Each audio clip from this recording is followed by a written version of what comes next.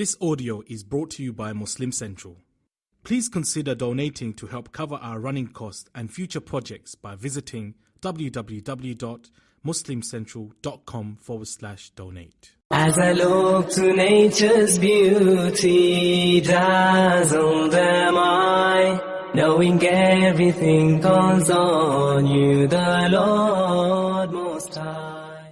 أعوذ بالله من الشيطان الرجيم. بسم الله الرحمن الرحيم.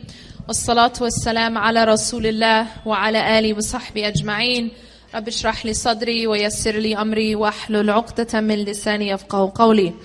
I want to start out by saying that I already love this crowd.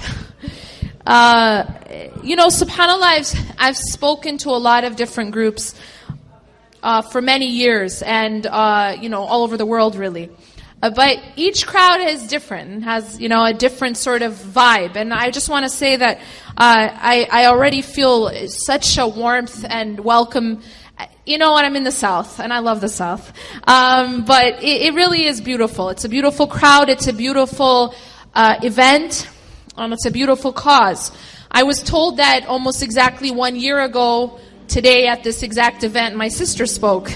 And so it seems to be a family tradition.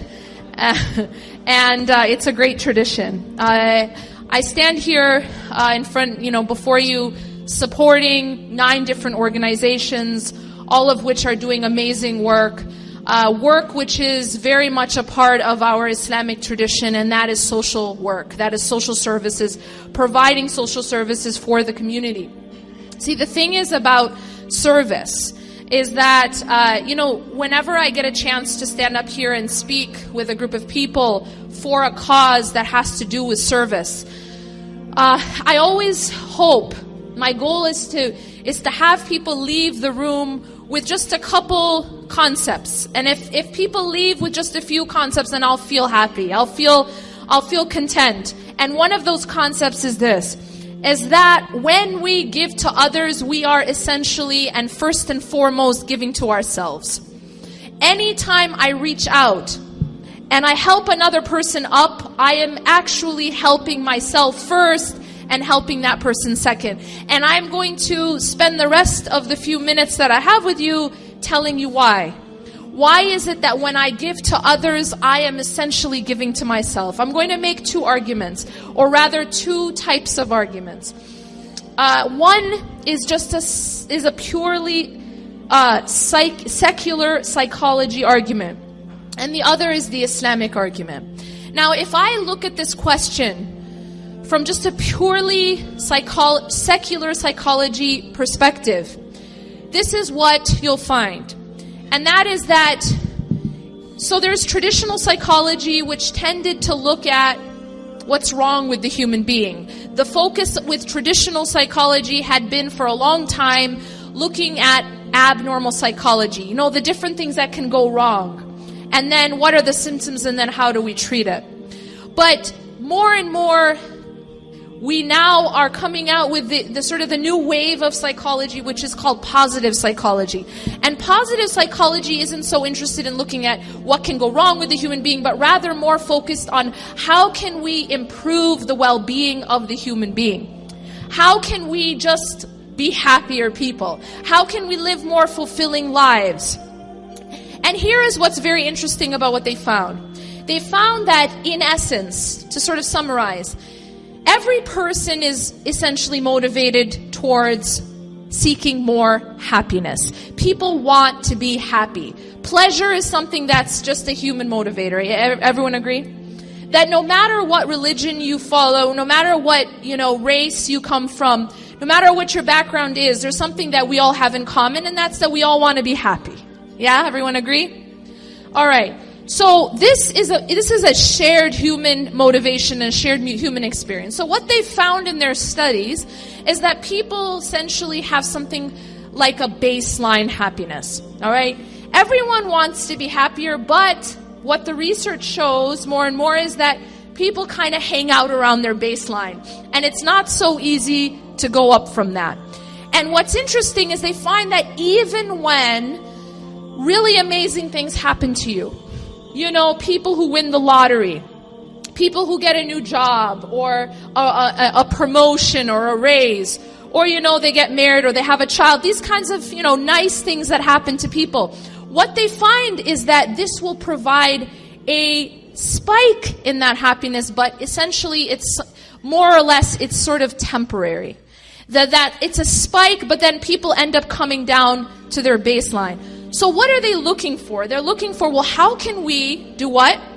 Increase our baseline. Because it seems like these things are happening, and we always think that once I get that job, right, then I'll be happy, right? Once I marry that person, right, then I will be happy. Once I have a child, right, or once I become, a size 4, or whatever it is, if, depending on which culture you live in. I was just joking about, I was telling my husband this, that no matter, this is a side note, but no matter what a woman looks like, no matter what size she is, and no matter how much she weighs, she always wants to be thinner. And the reality is, it's kind of like we are so socialized in general to think that no matter where we're at, we could always go less as women. And this is an unfortunate consequence of the media. All right, but that's a side note. So this idea, and that's also because of something called Photoshop. The women don't look like what they look like. It's like we want to look like these women, but these women don't look like these women. You know what I'm saying? Because the photo is photoshopped. There's something called a thigh gap, but then there's just an abyss, and it's like it doesn't exist. But anyway, the reality is that we have this idea that when I reach, this particular destination, then I will be happy. But really what the research finds is that's not how happiness works. Happiness isn't a destination. And even when we reach these so-called destinations and these milestones in our lives, it doesn't actually make us overall more happy, but it's this very temporary spike. Long story short, what did they find? They found that there are, although it is extremely difficult to increase your baseline, they found 2 very reliable ways to increase that baseline. And one of them is service to others. And that is very powerful, because what it teaches us about human nature is that when I give to you, when I serve you, when I help someone else who's in need, when I reach out and I, pick someone else up, I am actually making myself happier. And that's amazing. And the interesting part about it is very few other things will do the same for my own happiness and well-being. That's a powerful reality. They tell you that money doesn't buy happiness, right? They all told you that, but it's a lie. Okay? In fact, money buys happiness, and you're going to be like, what's happened to her, right? But what the studies have found is that money buys happiness when it is spent on others. And that's amazing, right? That when I spend money on myself, it actually does not make me happier. This is the result that they found in studies. That people can spend on themselves and it doesn't make them happier. There might be, a temporary sort of peak in my pleasure, but that actual well-being is found, that the increase in well-being is when I spend on others. And that has been found to reliably increase happiness and well-being. Again, this is the design of Allah subhanahu wa ta'ala. This is how the Creator made our fitrah. Our nature is that it actually feels good to give to others more than it does to just be selfish. And if I keep that money, I may keep it, I may get rich, but it actually isn't making me happier. Whereas if I spend it on others, it makes me happier. Now, so far I haven't talked about religion. So far, I'm just talking to you from a purely psychological, secular point of view. That this is just the design of the Creator. That the Creator has made us in such a way that it actually feels good to help. And that one of the ways, in fact, this is so powerful, that one of the most effective ways to pull a person, if a person is dealing with depression, if a person themselves is struggling, one of the most reliable ways to pull themselves up is to pull up another person. is to help another person who is suffering. To help, to lend a hand to another person is one of the most reliable ways to pull myself up. And that's the design of Allah subhanahu wa ta'ala. Service to others. Now I told you there were two ways to increase that well-being, right? And the second is gratitude. It is the practice of gratitude. It's when we, there's this cartoon. It's sort of like a meme, right? And it has two pictures on it, and I think it's very illustrative of this concept. At the top, it has a little kid. And the little kid is holding a plate with one slice of cake, all right? Now, if we think of, so this cake, this one slice of cake, he is looking at this slice of cake, and he has a huge grin on his face. He's extremely pleased, all right? And then underneath him is another picture of another child who's looking at an entire cake, missing one slice, and he's looking very sad. Why is the one on the bottom sad and the one on the top happy? It all has to do with what they are focused on. You see, the one on the top only has one slice. Let me ask you this question. In terms of actual quantity of cake, who has more? The one on the top or the one on the bottom? The one on the bottom. The one on the bottom has the entire cake. So maybe the one on the bottom has like 9 slices out of 10, all right? The one on the top only has one slice. But the one on the top is actually happy and the one on the bottom is sad. And the reason for this is simply because of what is being focused on. The one on the top is focused on what he has. And the one on the bottom is focused on what he does not have, what is missing.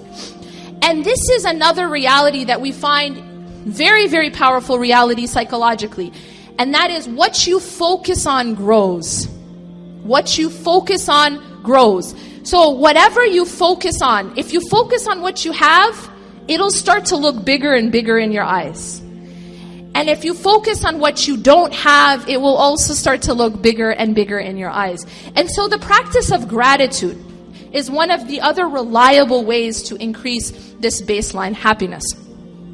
Now I want to take a moment and just sort of switch to the what does the Quran and the Sunnah say about service? So I've given you guys an argument of how the designer, how Allah subhanahu wa ta'ala actually made the human being, that we are motivated to give, because not only do we get the reward in the hereafter, but He actually has designed it so that we get an intrinsic immediate reward in this life from serving others, is that we actually feel happier. We get our own happiness and our own increase in our own well-being by giving to others. But now I want to sort of switch gears a little bit. And that is talk about what does the Quran and the Sunnah, what does Allah and His Messenger say about service to others? Now, when you look at and you kind of do a scan of the text, when you look at the Quran and you look at the Sunnah and you look at the examples of those who came before us, you'll find that there is a principle that's throughout the text. And that principle goes like this. The way in which we treat the creation is how Allah, how God will treat us. So I'm going to repeat that. The way in which we are with people, and in fact it's not only people, but all of creation, even animals. There's many examples of treatment of animals. But this is the principle. The way in which we are with the creation is an indication of how God will be with us. You guys understand what I'm saying? So for example, the Prophet ﷺ teaches us that if we are merciful with people, then the Creator will be merciful with us. And He also teaches us the other way around, that if the one who is not merciful to people, the one who does not show mercy to people will not be shown mercy by God. And we have other examples of this. You know, one of the most powerful stories, and subhanAllah, it's a story, it's a timeless story, about something that many of us know about. But sometimes we don't really look deep and see how this story teaches about this principle, and about the principle of forgiveness and mercy. During the time of the Prophet ﷺ, as you know, Aisha radiallahu anha was accused. And when she was accused of being unchaste, her father Abu Bakr radiallahu anh, found out that one of the people who was accusing his own daughter was a relative. And not only was he a relative, but he was a relative who Abu Bakr radiallahu anh, was financially supporting. So can you imagine that? You find out that not only your neighbor or your friend, but your own relative who you are giving and supporting is one of the people spreading this awful rumor about your own daughter, slandering your own daughter. So what does he do? He doesn't go out looking for revenge. All he does is withhold the financial support. If we put ourselves in that position, you can only imagine how we would react. All he does is withhold the financial support. And Allah subhanahu wa ta'ala reveals an ayah at this occasion. And this is a timeless lesson for us. And Allah subhanahu wa ta'ala tells Abu Bakr radiallahu anh, and teaches all of us, let them pardon and overlook.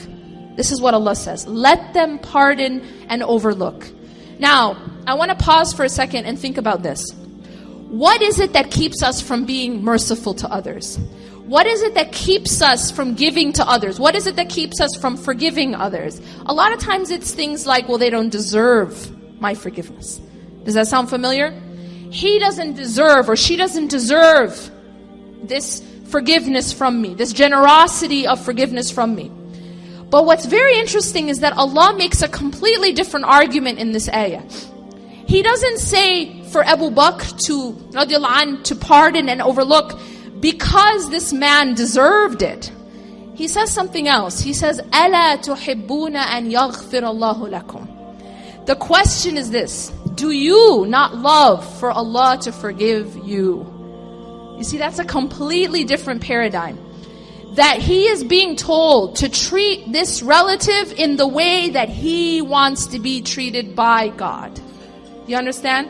And that's a different way of looking at things. Because typically we think of our interactions with the creation as sort of transactional between me and you. I do for you, you do for me, right? Like I scratch your back, you scratch my back. But see, Islam came to teach us a different transaction. Allah came and the Prophet ﷺ came to teach us a different type of transaction. And that is, I do for you because Allah will do for me. And that's different, right? I use this example of like a customer service representative. Has anyone ever worked in retail or customer service? Okay. So when you work in customer service, you learn this very, very early on. Well, first, the customer's always right? No matter how rude the customer is being to the customer service representative, the customer service representative has to treat the customer kindly, right? The customer service representative has to be kind, has to be polite to the customer, yeah? Can anyone tell me why? Because they want to get a check at the end of the month. As simple as that, okay? It's not because they're going to get paid by the customer. Are you guys following? They aren't getting, you know what I mean? They're on like an hourly or whatever. They're not getting paid by the customer, but they're getting paid by the boss. Are you guys following? And so the whole idea is that they treat the customer not for what they're going to get back from the customer. They treat the customer for what they're going to get back from the boss. And their pay comes from the boss. Their reward comes from the boss. And if they are not good with the customer, then they don't get their reward at the end of the month. You understand what I'm saying? And Allah is high above any analogy. But Allah makes the best kind of transaction with us. And that is this. He has told us that no matter what, we should treat the creation with mercy. And we should reach out and give to the creation. Not for what the creation is going to give back, but for what Allah is going to give us. You see? So the transaction is not between me and the creation, but it's between me and the Creator. And when I give to people, I'm not expecting the people to pay me. I'm expecting that reward from Allah subhanahu wa ta'ala. And this is that concept. This is that concept of service that we have in Islam. That when I give and I help, my hope is that I'm going to get that help and that service. That service is going to be rewarded by Allah subhanahu wa ta'ala. And if you think about it this way, if you think about it this way, if I made a deal with you, suppose I made a deal with you. You go out and you find a house. I noticed that in Atlanta, y'all have really big houses. Like, the South is like, I don't know, it's intense. What you can get a castle here, like you could get like a one-bedroom like a studio in California, but that's a different story. So suppose you see a castle, right, like a mansion out here, and you find out from the builder or from the owner that it's actually worth $10 billion, say. All right, I don't know if you have houses that expensive. 10 million, let's say. Okay, but today you find out that it's your lucky day, and it's on sale for a cent. Okay. So this house that's actually worth $10 million, you get it for a cent. You pay 1 cent, you get the house that's worth $10 million. Would you feel like you got a deal? Okay, even if you have food coma, you know you got a deal, right? You know, it's very interesting to study the psychology of Black Friday. Have you guys ever studied Black Friday? Black Friday, you know, the day after Thanksgiving, if you see what a human being will do to get a deal, is pretty intense. It really is. And in fact, you almost find that every year someone gets killed because people want a sale at Walmart. And that's how it works. Human beings are very motivated for a deal. They'll stand outside in the freezing cold, right outside Best Buy. There used to be people who would camp outside Best Buy because they want to get a sale on a laptop. You guys understand what I'm saying? One time there was this lady going around Walmart with mace because she wanted to get the I think it was like a video game or something first. I mean, this is the psychology of people to get a deal. And why am I saying that? Because God is making a deal with us, you know? And Allah says that He knows our nature. He created us. But look at Allah's deal. Here's Allah's deal. Allah's deal is, I help the creation, God helps me. See? I give to the creation, right? The Creator gives to me. And now this isn't, remember my example like about a few minutes ago when I said the $10 million house for a cent? You're getting something worth a huge amount for a small amount. You following? Now think about the reward of Allah. Think about now. There's a hadith in which the Prophet ﷺ says that the most beloved person to Allah is the one who is the most beneficial to people. So now we're not talking just about a $10 million house. We're talking about the reward and love of God. And this is by me lending a hand to the creation. Something that is maybe easy for me to do. Something small. And as a reward for that small action that I make, I get something infinite. Forget $10 million. You see? The Prophet ﷺ said that if you help a person in need, guess what happens? God helps you when you're in need. Now, can you think about that for a second? God. I'm not talking the president, you know. I'm not talking about some big politician who has some power. I'm talking about God. I'm talking about the Lord of the universe. That He will help you out. That if you help another person, the Lord of the universe will help you. And the hadith goes on to say, every time there's an action that you do to the creation, God will reward you with that action for you. So you help a person in need, God will help you when you're in need. You'd help get someone out of a difficult situation. Guess what? Newsflash. We're all going to get into a difficult situation at some point in our life. And forget for a moment the difficult situations of this life. Let's look at something more difficult, and that is the next life. The day of judgment is something intense, right? And we all know this. We all know we're going to stand in front of Allah. And that's going to be a difficult day. It's going to be a difficult day. And on that day, Allah says that if you helped people out in this life, Allah will help you out at that time, when you need it the most, and when I need it the most. And it's very, very important to note this. You and I are in desperate need of the mercy of Allah. Sometimes we forget this, but even the Prophet, even the Prophet ﷺ said, even the Prophet ﷺ said that no one enters paradise by their deeds alone, except that Allah has mercy on them. Without the mercy of Allah, none of us will enter paradise. And they asked him, his companions asked him, even you, O Rasulullah, even you. He's the perfect human being, as perfect as a human being can be. And he said, even me. So we know that if he's in need of the mercy of Allah, what about us?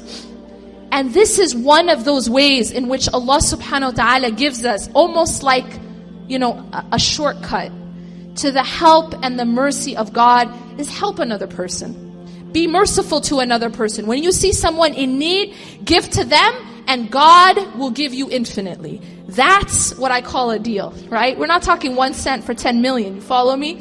This is infinity. This is an infinite reward. So what did Abu Bakr radiallahu anh do when this verse was revealed? So remember, this relative, right?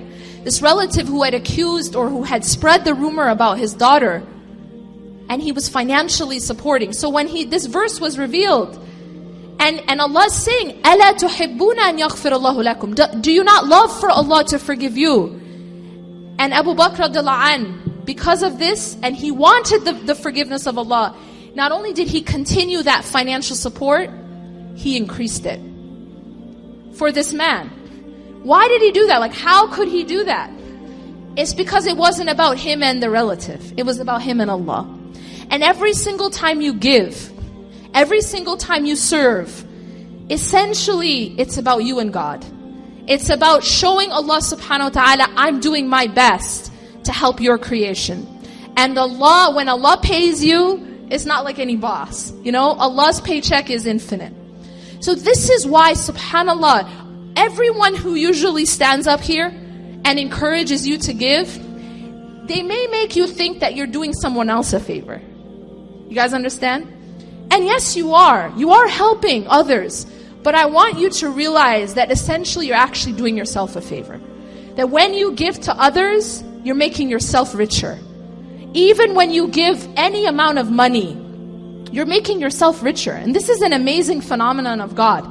If a person is struggling financially, the best advice I can give to a person struggling financially, this might sound counterintuitive, give charity. Isn't that weird? But wait a minute. You're telling me that I'm struggling and you want me to give? And I say yes. Because you know what? Any accountant knows this. If you want to grow your money, do you hold on to it or do you invest it? You know this, right?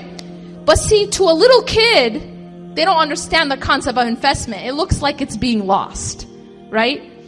If I tell a little kid, give me $5 and I'll invest it, they'll think they're losing that money. They don't understand the concept, right? But to an adult, especially an accountant who understands the way it works, they know that if you want to grow your money, you don't hold on to it.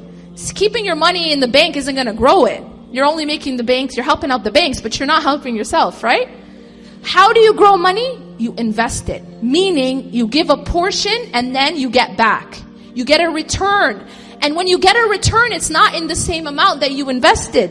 It's grown, right? That's how it works with sadaqah. That's how it works with giving charity. Now you've made an investment, but not with, the stocks, but with God. Yeah? So you've given an amount to Allah in order to grow your own money. And that's actually how sadaqah works. When you give to Allah, it doesn't decrease your wealth. It increases it. And this is something that like those who've tried it can bear witness to it. That any time you give for the sake of Allah, sincerely for Allah, you will always get that back times some factor. You will always get it back and more. If you want to grow your wealth, give it for the sake of Allah. And by the way, it doesn't only work for wealth. It works for anything, any kind of gift that you have. If you have some extra time, and you give a portion of that time to Allah, meaning for the sake of Allah, you're volunteering, you're helping in these kinds of services, you know what will happen to your time? It will increase. You guys know what I mean? Allah will put blessing in your time. because you gave a portion of it for the sake of Allah. Allah will give you blessing in your time. Because realize that time at the end of the day is a creation of Allah. Time, Allah is not constricted by time. Allah created time. So Allah can expand or contract His creation. Allah can put blessing in your time when you give it for the sake of Allah. And it's the same with money. It's the same with wealth. It's the same with your abilities. If you want to protect any gift that you have, you know what the secret is? Give a portion for the sake of Allah.